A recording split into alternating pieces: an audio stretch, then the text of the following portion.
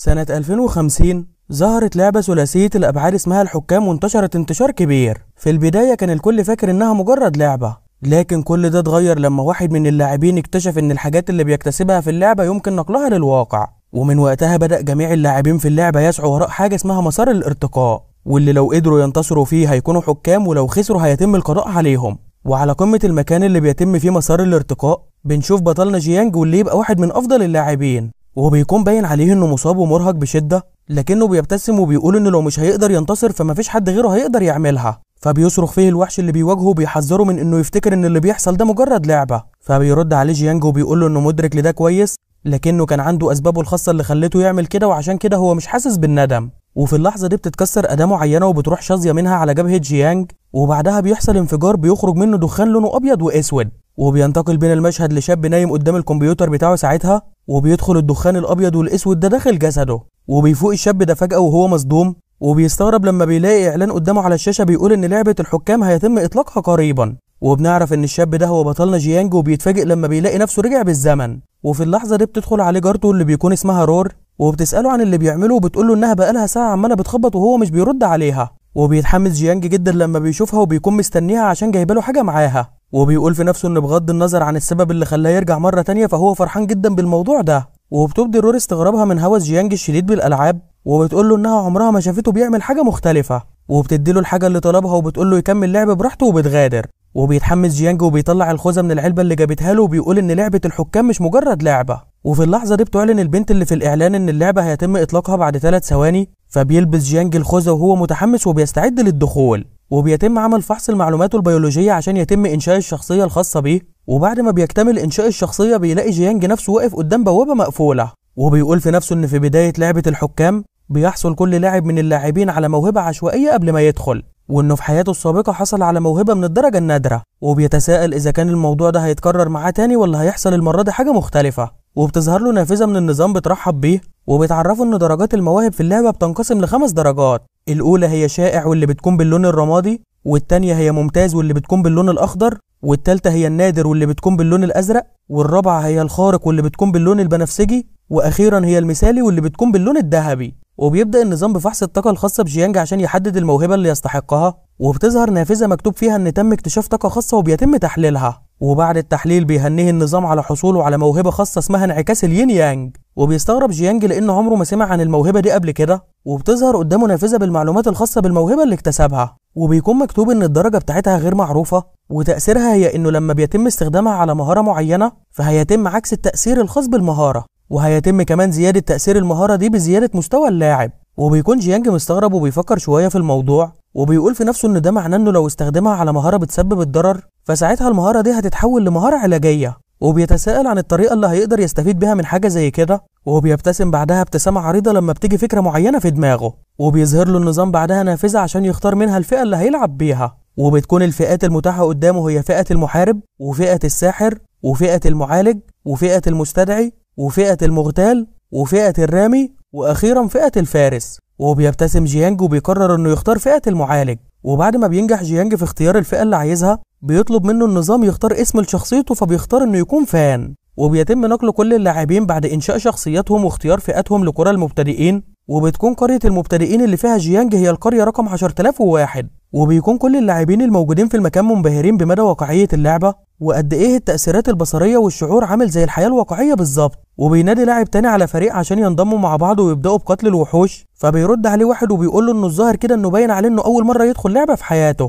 وان اهم حاجة في البداية بالنسبة للمبتدئين هي ايجاد الشخصيات الغير لاعبة والحصول على المهام منهم. وبيقرر جيانج انه يدور على مكان مناسب الاول عشان يجرب فيه موهبته الجديدة. وبيلاحظ ان الموضوع عامل بالظبط زي حياته السابقة، وكل لاعب عنده 4 سمات أساسية بتحتوي كل واحدة فيهم على 10 نقاط، لكن بسبب اختلاف المهارات والفئات فبعد كده هيكون في فروق كبيرة بينهم. وبنعرف ان كل فئة بيكون عندها مهارة مبدئية خاصة بيها، وبالنسبة لفئة المعالج فالمهارة المبدئية بتكون مهارة العلاج، وتأثيرها بيكون استعادة 20 نقطة حياة بالإضافة لنفس مقدار القوة السحرية لهدف معين، ووقت انتظار المهارة دي بيكون 5 ثواني. وبيقول جيانج ان بالرغم من انها مهارة ما بتسببش ضرر الا ان كم نقاط الحياة اللي بتسترجعها اكبر من الضرر اللي بيسببه شخصية تانية في نفس المستوى. وبيكون مكتوب لجيانج في نافذة مهارة العلاج انه يقدر يعدلها باستخدام موهبة انعكاس الين يانج، وده هيخلي التأثير بتاعها ينعكس وفي نفس الوقت هيزيد بمقدار 50%. ومش بس كده، لكن التأثير هيزداد ل100% لما يوصل للمستوى العاشر. وبينبهر جيانج لما بيشوف الكلام ده،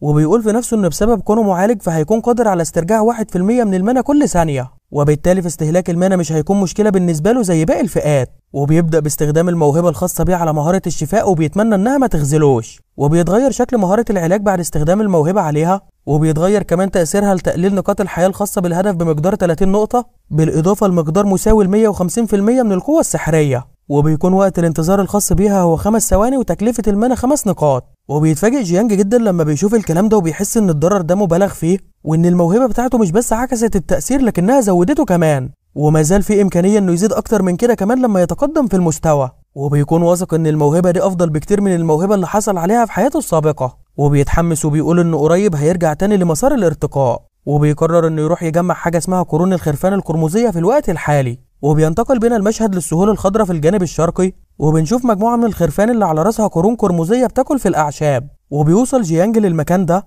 وبيقول في نفسه ان بعد مرور ساعتين من اطلاق اللعبة ففي شخصية غير لاعبة مميزة هتظهر لمدة ساعة واحدة فقط في قرية المبتدئين، ويقدر اللاعبين يبدلوا القرون القرمزية مع الشخصية دي مقابل تعزيزات مفيدة. ولأن دي بتكون أهم مهمة في قرية المبتدئين، فجيانج بيكون عايز يحقق منها أكبر فايدة ممكنة. ولأنه في حياته السابقة ملحقش يجمع عدد كبير من القرون القرمزية، فحصل ساعتها على تعزيز عادي بالعافية. وبيقرر انه المرة دي لازم يحصل على المركز الأول على السيرفر كله. وبيبدأ بالهجوم على واحد من الخرفان، وبيتسبب له في ضرر بمقدار 60 نقطة، فبيغضب الخروف ده منه جدا وبيبدأ بالهجوم عليه. لكن جيانج بيتفادى هجومه ده بكل سهولة، وبيعيد الهجوم عليه مرة تانية لحد ما بيقدر يخلص عليه. وبيحصل على القرن القرمزي اللي وقع منه، وبيعرف انه بدون احتساب الضربات الحاسمة فهيكون محتاج ل4 تعويذات شفاء عشان ينجح في القضاء على واحد من الخرفان. وبيستمر جيانج في الهجوم عليهم بعدها، وبعد مرور ساعتين بيكون نجح في القضاء على 800 واحد وجمع 705 قرن قرمزي. وبيكون فرحان جدا بالنتيجة دي لأن أعلى واحد في حياته السابقة جمع 200 قرن فقط. وبيقرر إنه يكتفي لحد كده ويروح عشان يبدلهم بالتعزيزات. وأثناء ما بيغادر بيقابل في طريقه 3 لاعبين متجهين للمكان، وبيقول واحد فيهم إنهم محظوظين إنهم قدروا يحصلوا على المهمة دي أول ما ظهرت، وبالتالي ده هيخليهم بالتأكيد قادرين على الحصول على تعزيزات قوية. لكن واحد فيهم بيرد عليه وبيقول له إنه ده مش شيء أكيد ولا حاجة، وده لأن على الرغم من إن الخرفان القرمزية وحوش ضعيفة نسبيا، إلا إن جلدها تخين وضررها عالي برضه، وحتى لو كنا فريق مع بعض فالموضوع هيحتاج مننا بذل جهد برضه. وبياخدوا بالهم من جيانج اللي بيكون سايب المكان وماشي، وبيعتقدوا إنه ملقاش قدامه فرصة لمواجهة الخرفان وعشان كده سابهم وماشي. وبينتقل بينا المشهد للمكان اللي فيه الشخصية الغير لاعبة اللي عندها المهمة، وبيكون في لاعب بينادي على مدافع عشان ينضم لفريقه لمواجهة الخرفان، وبيكون في واحد تاني بيدور على بنات حلوة عشان تنضم ليه. وأول ما بيوصل جيانج للمكان بتروح عليه بنت وبتطلب منه ينضم ليهم، لكنه بيرد عليها ببرود وبيقول لها إنه مش مهتم ينضم لحد. وبتحبط البنت لأنها ما صدقت تلاقي حد وسيم لكنه رفضها. وبتظهر بنت تانية من فئة الفارس بتعرض عليه إنهم ينضموا لبعض، وبتقول له إنهم هيكونوا مناسبين جدا مع بعض لأنها هتحميه. وبيكون جيانج متضايق جدا من الإزعاج اللي البنات دول عاملينه له، وعشان يتخلص منهم بيقول لهم إنه ملوش في البنات. فبتتصدم البنت اللي كانت بتكلمه وبتبعد عنه بسرعة. وبيكمل جيانج طريقه وبيروح على الشخصية اللي عندها المهمة، وبيدوله القرون القرمزية اللي جمعها. وبيتفاجئ الراجل العجوز لما بيشوف الكمية اللي جمعها وبيسأله عن ازاي قدر يعمل كده، فبيتوتر جيانج وبيقول له انه يقدر يقول انه كان محظوظ مش اكتر. وبيبدأ العجوز باستخدام قوته عشان يحول القرون اللي جمعها جيانج لتعزيز، وبيقف جيانج مترقب وبيتساءل عن نوع التعزيز اللي هيحصل عليه. وبيستدعي العجوز روح بجناحات بتمنح تعزيز لجيانج، وبيهنيه النظام على حصوله على تعزيز من حكم الحب، فبيتحمس جدا وبيبتسم وبيكون عايز يشوف اللي حصل عليه. وبيفتح نافذة التعزيز اللي حصل عليه وبيلاقي انه مكتوب انه لما يعمل فريق مع بنات هيحصل على 3 تعزيزات. اول تعزيز وهو تقليل وقت الانتظار بمقدار 50%، وتاني تعزيز هو انخفاض في استهلاك المانا بمقدار 50% برضه، وتالت تعزيز هو زيادة بمقدار رتبة في العناصر اللي بيسقطها. وعشان يحصل على التعزيزات دي بشكل دائم من غير ما يكون معاه بنات في الفريق، فهيكون محتاج ان الألفة بينه وبين 3 بنات توصل للحد الأقصى. وبيحبط جيانج جدا لانه لسه رافض الانضمام مع بنات، لكنه في النهاية حصل على تعزيز زي ده. وبيطلب من الراجل العجوز انه يتواصل مرة تانية مع حاكم الحب عشان يغير له التعزيز اللي خده، لكن العجوز بيصرخ فيه وبيشتمه فبيطلع يجري منه بسرعة. وبيحس جيانج بالندم انه رفض البنات اللي عرضوا عليه الانضمام في الاول، وما بيكونش متأكد اذا كان هيقدر يضم حد معاه تاني. وبيكون في واحد واخد البنت من فئة الفارس اللي عرضت عليه الانضمام، وبيوديها على 2 صحابه وبيقول لهم ان كده الفريق بتاعهم اكتمل. وبيقول واحد فيهم ان بوجود بنت جميلة زي دي معاهم فاصطياد الوحوش هيكون ممتع جدا. وبتكون البنت دي متضايقة لانها اصلا وافقت على الانضمام لهم بالغلط، وفي اللحظة دي بيوصل لها اشعار بان جيانج بيطلب منها تنضم لفريقه، لكنها ما بتقدرش تقبل الدعوة لأنها موجودة في فريق تاني بالفعل، وبتفرح لما بتلاقي ان اللي بيبعت لها الدعوة هو المعالج الوسيم اللي شافته من شوية، وبتعتذر للشباب اللي انضمت لهم وبتقول لها ان صاحبها رجع وعشان كده هتروح معاه. وفي الوقت ده بيكون جيانج محبط لما بيوصل له اشعار بان البنت اللي بيحاول يدعوها موجودة في فريق بالفعل، وبيقول انه من شوية كان شايف ان البنات مجرد مصدر ازعاج لكنه دلوقتي مش لاقيهم، وعشان كده بيقرر يروح على مدخل القرية ويدور على اشخاص مناسبين هناك. لكن قبل ما يمشي بيلاقي البنت اللي كان بيدعوها بتنادي عليه وبتبعت له بعدها طلب عشان تنضم لفريقه، فبيستغرب جيانج لانها كانت لسه حالا في فريق، فبتقول له انها انضمت لهم اصلا بالغلط وكانت بتدور على طريقة عشان تخرج بيها. وبنعرف ان اسم البنت دي هو ين، وبعد انضمامها لجيانج بيجيله اشعار بان تم تفعيل التعزيز اللي حصل عليه، وبيطلب منها جيانج يتحركوا عشان يبداوا باصطياد الوحوش، فبتتحمس جدا. وبيتضايق الشباب اللي كانوا هيعملوا معاها فريق وبيكونوا غيرانين جدا من جيانج، وبيجز واحد فيهم على اسنانه وبيقول انه لازم يخليهم يدفعوا الثمن. وبنروح لجيانج وين اللي بيكونوا في طريقهم للمكان اللي هيصطادوا فيه الوحوش، وبتقترح عليه ين انهم يروحوا يصطادوا الخرفان القرمزية، فبيقول لها جيانج ان اوان الموضوع ده فات بالفعل وهيكون مضيعة للوقت. وبيكملوا طريقهم وبعد مرور شوية بتكون الدنيا ليلت، وبيظهر قدامهم وحش الذئب البري واللي بيكون من المستوى الخامس، وبتسأل ين جيانج اذا كان واثق انهم هيقدروا على وحش من المستوى الخامس مع انهم لسه في المستوى الثالث، وبتتفاجئ لما بيلاقيه بيقول لها انها مش محتاجة تتحرك من مكانها وهو اللي هيعمل كل حاجة. وبيبدأ جيانج في استخدام تعويذة العلاج على الذئب البري وبيتسبب له في ضرر كبير، وبيتفادى هجومه بكل سهولة لما بيندفع عليه بعدها، وبيكرر الهجوم بتاعه عليه مرة تانية، وبتكون ين مصدومة ومش مصدقة اللي شايفاه، وبتقول ان حتى الكرة النارية الخاصة بساحر من المستوى الخامس اخرها تسبب من 30 ل 40 نقطة ضرر، وما بتكونش مصدقة ان معالج في المستوى الثالث قادر يسبب الضرر ده كله، وبتتساءل اذا كانت بيستخدم طريقة غش معينة، لكنها بتتراجع بسرعة عن الفكرة دي لان اللعبة دي تم انشائها من اكبر المؤسسات في العالم، وبالتالي فمن المستحيل ان اي حد يقدر يلاقي طريقة لاختراقها. ده غير ان كمان الضرر اللي بيسببه جيانج مش هو الحاجة الوحيدة المبهرة، وتحركاته والمكان اللي بيبقى واقف فيه بتدل على انه لاعب محترف، وحتى امهر لاعبي الالعاب الافتراضية ما يقدروش يتحكموا بدقة كده في تحركاتهم. وفي اللحظة دي بيصرخ جيانج في ين اللي ما بتكونش واخدة بالها من الذئب اللي بيهجم عليها، فبتستخدم الدرع اللي معاها بسرعة في صد الهجوم بتاعه، وبترتاح وهي بتقول انها كانت على وشك انه يتم القضاء عليها، لكنها بتتفاجئ من سرعة هجوم الذئب عليها مرة تانية وبينجح في اصابتها، وبتنبهر اكتر من قدرة جيانج على تفادي الوحوش دي بالرغم من سرعتها الكبيرة. وبيقف جيانج قدامها وبيقول لها تبعد وتاخد بالها كويس، وبتتفاجئ ين لما بتلاقيه قرر انه يقاتل الوحشين لوحده، فبيرد عليها جيانج وهو مشتبك معاهم وبيقول لها ان ما عندهمش حل تاني، وبيكون جيانج شايل هم انها تموت لانها هترجع للقرية وهيخسر التعزيز بتاعه، وبتعتذر له ين لانها بتكون حاسة انها مشكلة عبء عليه، فبيقول لها ان مفيش داعي للاعتذار لكنها لازم تستخبى كويس وتكون مركزة، فبتقول له تمام وما بتكونش مصدقة مدى دقة تحركاته وهو بيقاتل. وبعد مرور 15 دقيقة بيكون جيانج مستمر في قتل الوحوش ووصل للمستوى السادس، وبيقع قدامه عصا سحرية من المستوى البرونزي من آخر وحش قتله، وبيقول في نفسه ان في المراحل الأولى من اللعبة فالوحوش بتسقط فقط عناصر من المستوى الأبيض، لكن بفضل التعزيز الخاص بحاكم الحب قدر يحصل على عنصر من الدرجة البرونزية، وبتكون ين في الوقت ده بتتنطط من الفرح بعد وصولها للمستوى الرابع، وبيقرر جيانج انه يكتفي باصطياد الوحوش لحد كده، وبيشوف درجة الألفة اللي وصل لها مع ين، وبيلاقي ان نقاط الألفة حاليا هي 57 من 10,000، وبيستنتج ان 57 ده هي عدد الوحوش اللي قتلهم وهي معاه، وبالتالي فده معناه ان كل وحش بيقتلوه مع بعض بيزود نقطة في الألفة، وبيحس جيانج انه هيحتاج وقت طويل عشان يوصل الألفة للحد الأقصى. وفي اللحظة دي بيتفاجئوا هما الاتنين لما بيسمعوا صوت قوي وراهم، وبيظهر وحش زعيم الذئاب واللي بيكون مستواه 5 ومن الدرجة البرونزية، وبيمتلك مهارة اسمها القفز واللي بيتخليه يندفع بقوة وبسرعة ناحية الهدف وبيسبب ضرر بمقدار 500%، وبيقدر يستخدم المهارة دي في كل مرة بينقص دمه بمقدار 10%. وبيتفاجئ جيانج لما بيلاقي ان في وحش زعيم ظهر بدري كده، وبيقول في نفسه ان عدد قليل جدا من اللاعبين هم اللي يقدروا يتعاملوا مع وحش زعيم في الوقت الحالي، لكنه بيتحمس لانه لو قدروا يتعاملوا معاه فهيحصل على القتل الاول. وبيفكر جيانج في الطريقة اللي هيتعامل بيها مع الوحش ده، وبيقول في نفسه انه مش هيقدر يتعامل مع مهارة القفز بتاعته بسرعته الحالية، وعشان كده فهو محتاج لخطة عشان يقدر يتغلب عليه. وبيقول لين انه هيستدرج الوحش وبيطلب منها تفضل في مكانها، وفي اللحظة اللي هيديلها فيها الإشارة لازم تستخدم الدرع بتاعها وتفعله فورا، فبتتحمس ين جدا وبتوعده انها هتعمل اللي طلبه منها،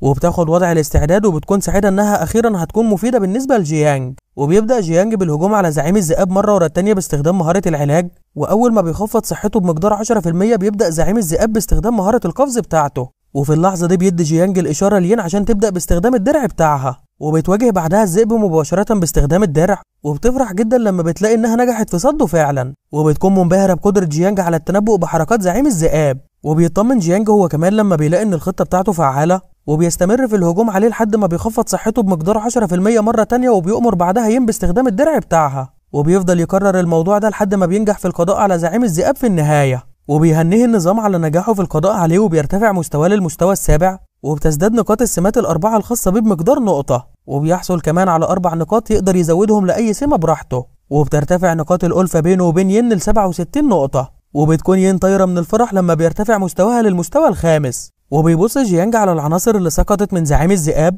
وبيلاقي انه حصل على معطف مناسب ليه من التصنيف الفضي وبيقرر يستخدمه، وبيحصل كمان على خنجر من التصنيف الفضي لكنه بيكون مناسب لفئة السفاح، بالإضافة لكتاب تعلم مهارة بنجمتين لكنه بيكون مختوم. وبيكون جيانج راضي جدا عن التعزيز اللي بيزود رتبة العناصر اللي بتسقط، وبيقرر انه يحتفظ بالمعطف ويبيع الخنجر اللي حصل عليه، وبيزود نقاط السمات اللي حصل عليها كلها في الذكاء، وبيقول ان بكده الضرر اللي بتسببه مهارة العلاج هيزيد بشكل كبير. وبتكون ين متحمسة جدا وبتسأل جيانج عن المكان اللي هيروحوه بعد كده، فبيقول لها انه حاليا هيرجع لقرية المبتدئين وهي تقدر تروح مكان ما هي عايزة، فبتبتسم وبتقول له ان بالصدفة عندها مهمة هناك وعشان كده هترجع معاه، وبتقول في نفسها انها بكده قدرت تنهي المهمة اللي كان مطلوب منها فيها قتل 50 وحش عشوائي. وبعد مرور 10 دقايق واثناء ما بيكونوا في طريقهم للرجوع لقرية المبتدئين، بيكون الشباب اللي كانوا عايزين يضموا ين معاهم بيصطادوا في الوحوش وبياخدوا بالهم منها، وبيتعصبوا جدا لما بيشوفوهم مع بعض وبيقرروا انهم ينتقموا منهم. وبيبدأ واحد فيهم بالتصويب على جيانج وبيقول انه هيعرفوا ان الشكل مش كل حاجة،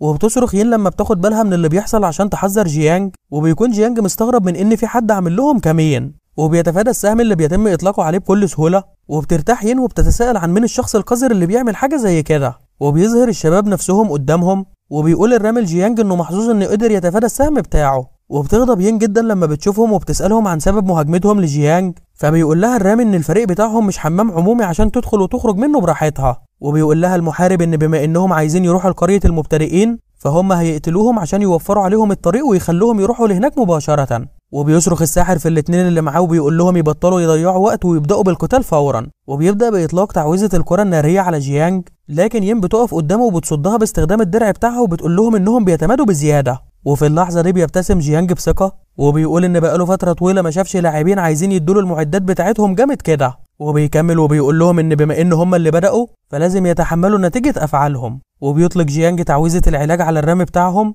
فبيتصدم المحارب والساحر لما بيلاقوا ان التعويذة بتاعته بتسبب ضرر، وما بيكونش الساحر مصدق وبيبدأ يتوتر وبيسأل جيانج اذا كان بيستخدم الغش، فبيرد عليه جيانج ببرود وبيقول له ما تنساش بقى تبقى تبلغ عني بعد ما اقتلك، وبيطلق تعويذته عليه وبينجح في التخلص منه هو كمان بضربة واحدة، وبيكون الساحر مصدوم وهو بيموت لان الضرر اللي بيسببه جيانج اكبر من نقاط حياته الكاملة. وبيجي الدور بعدها على المحارب وبيسأله جيانج اذا كان حابب يموت، فبيتوتر وبيفضل يترجاه انه يعفو عنه، لكن جيانج بيبدأ باستخدام قوته وبيقول له انه هيتأكد من استخدام المعدات اللي هياخدها منه بشكل كويس، وبيطلق جيانج هجومه عليه وبيفضل المحارب يصرخ وهو بيقول انه مش عايز يموت لانه هيخسر نقطة من السمات بتاعته كلها. وبنعرف ان لما اي شخص بيموت داخل اللعبة بيفقد 4 نقاط من السمات بتاعته، وبيحصل الشخص اللي قتله على اعلى معدة بيمتلكها، وبياخد جيانج ال3 قطع اللي حصل عليهم بعد ما قتلهم، وبيقول انهم كانوا ناس محترمين لانه فعلا كان محتاج شوية فلوس عشان يفك الختم بتاع الكتاب اللي حصل عليه، والظاهر كده انهم كانوا حاسين بالمعاناة بتاعته وعشان كده اعترضوا طريقه.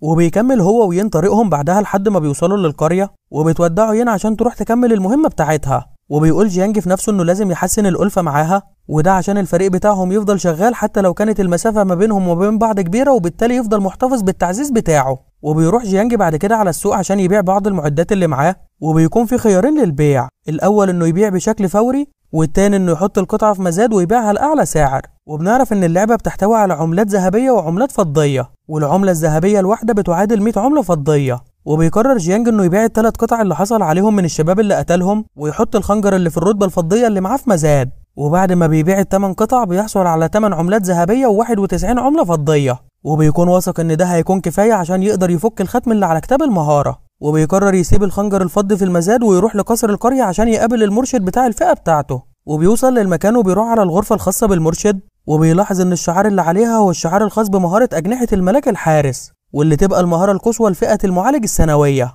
ولما بيدخل جيانج للغرفة بيرحب به المرشد واللي بيكون اسمه روت، وبيسأله عن الطريقة اللي يقدر يساعده بيها، وبيحبط جيانج لما بيشوف منظره، وبيعرفه انه جاي هنا عشان يساعده في فتح كتاب مهارات. وبينبهر المرشد لما بيلاقي انه كتاب مهارة بنجمتين، وبيقول لجيانج انه عشان يساعده في فتحه فلازم يستخدم قوة روحية كبيرة، وعشان كده الموضوع ده هيكلفه 5 عملات ذهبية. وبيديله جيانج الفلوس اللي عايزها وهو مش طايقه، وبيستخدم المرشد قوته على الكتاب وبيفتحه، وبيديه بعدها لجيانج اللي بيتحمس لما بيشوف اسم المهارة واللي بيكون شعاع العلاج، وبيكون تأثيرها هو إطلاق شعاع علاجي بيستعيد نقاط حياة مساوية ل100% من القوة السحرية لعدد من الأهداف في نطاق 20 متر كل ثانية، ويقدر يأثر لحد 3 أهداف وبيستمر لمدة 5 ثواني، ووقت الانتظار الخاص بالمهارة دي هو 20 ثانية وبتستهلك حوالي 100 نقطة مانا. وبيتحمس جيانج جدا لأن بعد استخدامه لانعكاس الين يانج على المهارة دي فساعتها هتتحول لمهارة ضرر جماعي مثالية، وهو ده الشيء اللي كان بيدور عليه. وبعد ما بيخرج من القصر بيقرر يروح يدور على ين عشان يكملوا قتل في الوحوش، وبياخد باله من وجود لاعبة عمالة تزعق لبنت صغيرة اسمها شياو، وبتقول لها ان طول ما هي موجودة في المكان ده مش هتخليها تصطاد اي وحوش، وبتكون البنت الصغيرة دي غلبانة جدا ومش قادرة ترد عليها. ولما بيسمع جيانج ان اسمها هو شياو بيعرف انها هتكون المستدعية رقم 1 في المستقبل، وبيكون مستغرب ان واحدة زيها بتتعرض للتنمر بالشكل ده في بداياتها. وبما انه مازال محتاج لبنتين كمان معاه في الفريق بيقرر انه يروح ويعرض عليها تنضم ليه، وبتكون البنت اللي مع شياو مستمرة في التنمر عليها، وبتقول لها ان بخلافها فما فيش اي حد تاني في اللعبة هيكون مهتم بيها. وفي اللحظة دي بيتدخل جيانج وبيقول لها مين اللي قال كده، وبيمد ايده لشياو وبيسألها اذا كانت حابة تنضم ليه، وبتتأثر شياو وبتسأله اذا كان متأكد انه عايز يضمها، فبيبتسم وبيقول لها طبعا وبيطلب منها تروح معاه عشان يبدأوا باصطياد الوحوش. وبتبص شياو على البنت اللي بتتنمر عليها وبتكون خايفة انها تسبب مشاكل لجيانج بسببها، لكن جيانج بيطمنها وبيقول لها ما تشيلش هم حاجة وبيطلب منها تروح معاه. وبتكون البنت المتنمرة واثقة من ان شياو مستحيل تعمل حاجة زي كده، لكن شياو بتقبل طلب الانضمام لفريق جيانج وبتروح معاه. وفي اللحظة دي بتغضب البنت المتنمرة وبتقرر تمنعهم بالقوة، فبيبدأ جيانج باستخدام قوته وهو بيقول لها تكرر اللي قالته مرة تانية، وبتحس البنت انه قوي جدا وبتبدأ تتوتر منه، وبيطلق جيانج هجومه على أرنب جنبهم عشان يوريها قوته، وبتتصدم البنت لما بتشوف الضرر الكبير اللي قدر يسببه. وبعدها بياخد جيانج شياو وبيقول لها انهم هيروحوا يقابلوا زميلهم الثالث. وبنروح لين اللي بتكون مستغربة لما بتلاقي ان في مستدعية من المستوى الثاني دخلت معاهم الفريق، لكنها ما بتشغلش بالها كتير لان كل هدفها هو الحصول على الخبرة. وبتروح على جيانج وبتسأله عن المكان اللي هيتجهوا ليه بعد كده، فبيقول لها انهم هيروحوا المكان اسمه وادي الضباب الاسود، وبنعرف انه عبارة عن منطقة صيد فيها وحوش من المستوى السادس لحد المستوى العاشر، وبيستمروا في طريقهم لحد ما بيقابلوا مجموعة من وحوش الزومبي اللي على ايديهم سلاسل، وبيقول لهم جيانج ان هو اللي هيقاتل وكل اللي عليهم انهم يستخبوا في مكان امن. وبتبدأ وحوش الزومبي اللي من المستوى السابع بالهجوم على جيانج، لكنه بيستخدم عليهم مهارة شعاع العلاج وبينجح في التسبب بضرر جماعي ليهم كلهم. وبيتحمس جيانج جدا لما بيشوف قوة المهارة وبيقول ان هو ده المتوقع من مهارة ب2.